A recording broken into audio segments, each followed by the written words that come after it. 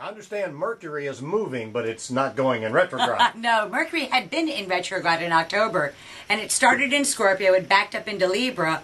Well, this week it goes back into Scorpio. So all of the miscommunication from October that we were still sorting out for the last 2 weeks or so is now done, and we're free to go forward over the next 3 weeks and build things back up. So starting with the sign that we're in with Scorpio, when Mercury is in your sign, it unloosens your tongue, and it allows you to say what you need to say, and it allows you to be perceived the way you need to be perceived. It's been very difficult for Scorpios for the last 3 weeks or so, but now they get their bearings back, they get their voice back, and they can take their ideas and make them actually turn into something.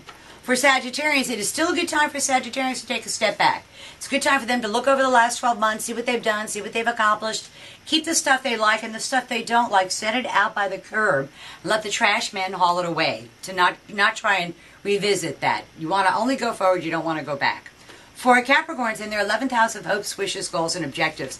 And for Capricorns, this means that younger, powerful females, whether you're a male or a female, but younger, powerful females are going to either need your help or put you on their team or be a part of a group effort that will bring you, the Capricorn, what you want, which I think is great.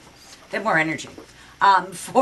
For Aquarians, it's in their 10th house of career and public standing, and they have been anxiously awaiting word from above as to what is going to happen.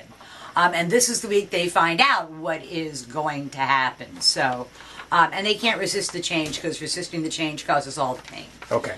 For Pisces, it's in the 9th house of the law.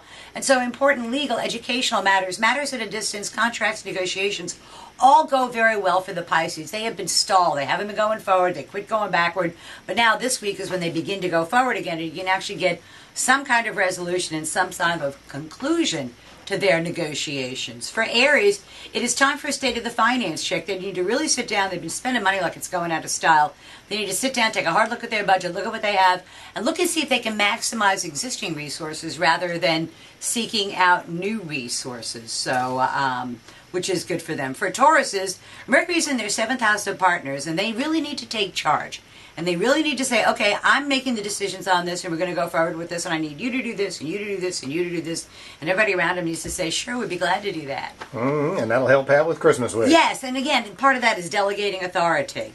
Because you have the authority to delegate. That's the nice thing. For Geminis, it's in their 6th house of work, and they have had mixed information back and forth about what is going on in their work environment, not their profession, but where it actually is that they do their job. What exactly are there going to be changes, and if there are, what exactly are those changes going to be? And they don't know the answer to that yet, but with Mercury going direct, they will find that out. So that's important too.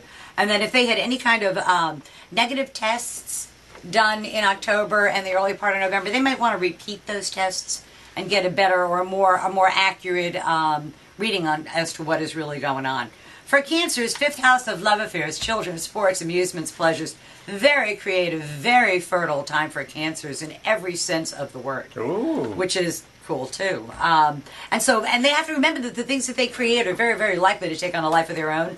So they want to make sure that they really want to create whatever it is that they're putting their energy into. For Leos, it's about the home. It's about their foundation. Some new piece of information comes to light that's been hidden from the Leo for the last month or so, and some new little nugget of information that changes things for the Leo one way or the other. And my thought is, because Jupiter's in their sign, it's a very favorable change, but it's some little nugget or kernel of information that they go, I got to put that in my pocket and hold on to that, because it's going to give me the upper hand. For Virgo, it is in their 3rd house of day-to-day living, and they need to investigate ways that they can be much more efficient. And Virgos love to be efficient to start out with, but they want to find a way that they don't duplicate their efforts, because they have been duplicating their efforts. They want to do something once and make sure that it's done right. And any kind of negotiation will work favorably for the Virgo.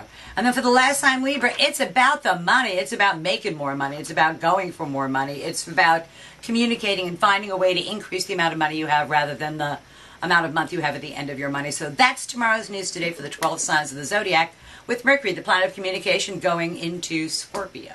See you next week. Always a pleasure.